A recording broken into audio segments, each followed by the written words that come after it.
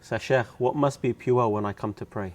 Purification is a very important essence and aspect in Islam. And when you are about to pray, you need to have your body, your clothes, and the area that you pray pure. And also you have to be in a state of purification.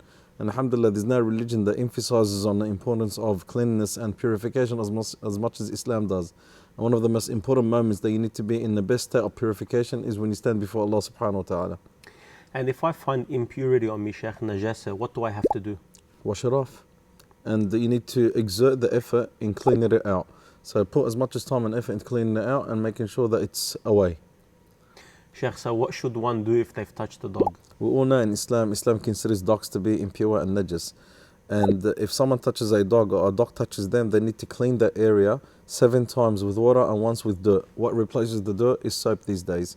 So this is one of the teachings of the Prophet Muhammad sallallahu alaihi wasallam. With regards of clothes, all you got to do is just put it in the washing machine and make sure the washing machine rinses the clothes with the new water. And that's what washing machines do usually. And you also put the detergents in there, so you'll make sure that everything's clean after a dog touches any area with the clothes or the body. Okay.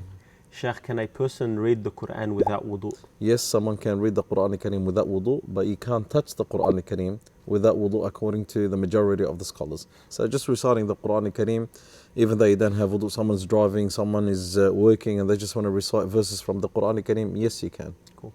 And does a person lose their wudu if they bleed? According to the majority of the scholars, no they don't.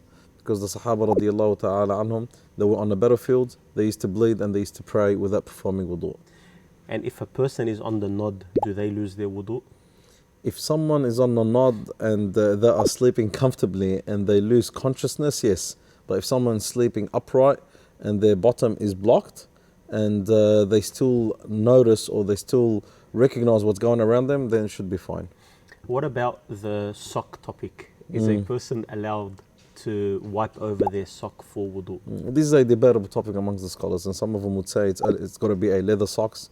Other scholars will say even if it's just a textile socks, as long as it's thick, and other scholars say regardless what type of socks.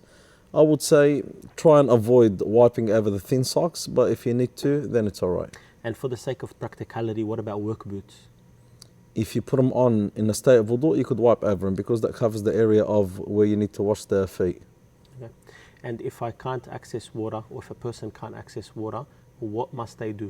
They do tayammum, which is striking the ground once.